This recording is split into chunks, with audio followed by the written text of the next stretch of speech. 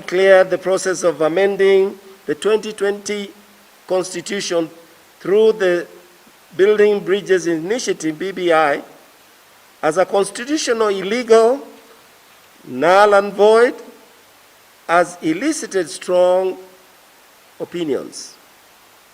Some of these reactions, especially the personalized attacks on the High Court judges, are uncalled for and are unacceptable in a civilized society. This is an affront to the independence of the judiciary. We therefore call for sobriety in all engagements over the decisions of the court to avoid polarizing the country in these difficult times when we are faced with the COVID-19 and as we approach the 2022 general elections. Our leaders must uphold the rule of law and show respect for our institutions.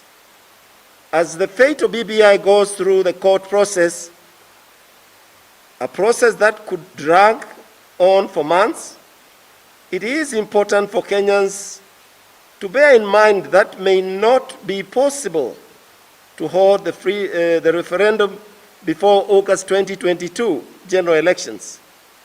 And therefore, we propose that to ensure a democratic, constitutional, and inclusive process that is based on law and dialogue, and as far-reaching constitutional amendments should only be addressed after 2022 general elections.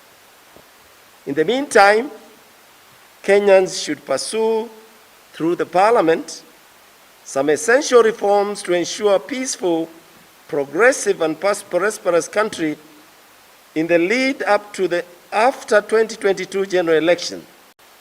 We find it painful also when our places of worship are closed to the public wherever there is a lockdown, yet at the same time, the same people are allowed to go to markets and other public places without any restriction at all.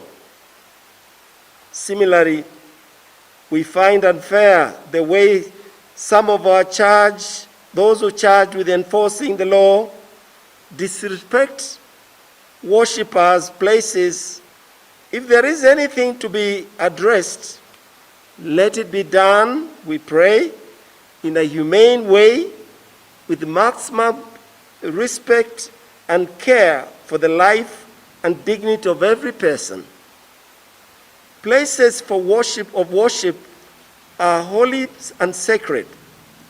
Let us all embrace the way of dialogue in tackling issues instead of using brute force and intimidation. Dear Kenyans, these are hard times. Let us wear our masks, sanitize or wash off our hands as often and as practically possible. And let us also observe the social distance. We urge every Kenyan to consider the value of life and sacrifice and occasions and interactions that may become source of spreading or contracting the virus. We would like to appeal to our leaders to avoid public and political gatherings that may endanger many of our people.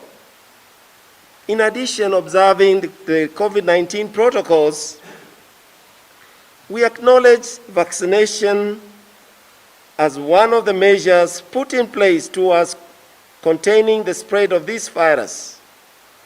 We recognize both those who are willing to receive the vaccine and those who, in their conscience, have opted not to receive it.